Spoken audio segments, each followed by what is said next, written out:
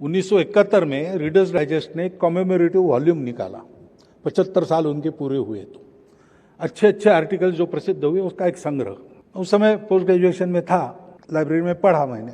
उसमें एक लेख था, द स्टारी यूनिवर्स।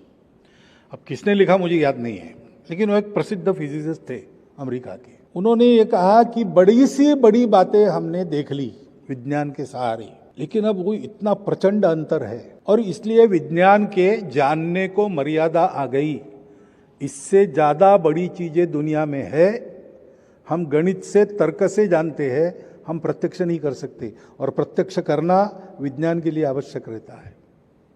और छोटी सी छोटी बात है, वो भी ऐसी ही है, उसको देखने जाए तो बिगड़ जाती है।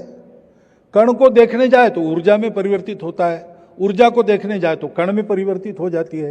ये कण है कि ऊर्जा है, अभी तक हम निर्णय नहीं कर पा रहे और कर नहीं सकते, क्योंकि इतनी सूक्ष्मता में हमारा देखने का प्रयास ही उसको विचलित कर देता है। जो वस्तु स्थिति है वो नहीं मिलती है, तो वहां भी जानने की मर्यादा आ गई।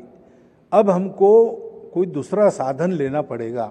वो साधन प्रकाश के वेग से ज्यादा वेग से जानने वाला होना चाहिए, परंतु वो कहते हैं कि ऐसा साधन भौतिक दुनिया में अपने संभव नहीं, क्योंकि प्रकाश से ज्यादा वेग हमने प्राप्त किया, गति प्राप्त की, तो हम कणों में बिखर जाएंगे। अब हमको एक ही साधन उपलब्ध है, वो है मन।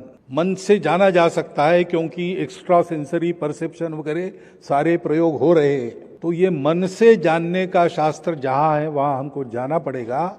हमको पूर्व में ओरिएंट, ऐसा शब्दों ने कहा, ओरिएंट में स्पेशली इन इंडिया, ऐसा वो कहता है, जाकर पातंजल योग सूत्र, योग वासिष्ठ जैसे ग्रंथों का अध्ययन करना पड़ेगा। तो अध्यात्म और विज्ञान में कोई विरोध नहीं है, बस विज्ञान में भी और अध्यात्म में भी श्रद्धा युक्त आदमी को ही ज्ञान मिलता है। अपने साधन का, अपने ज्ञान का अहंकार जिसके पास है उसको नहीं मिलता है।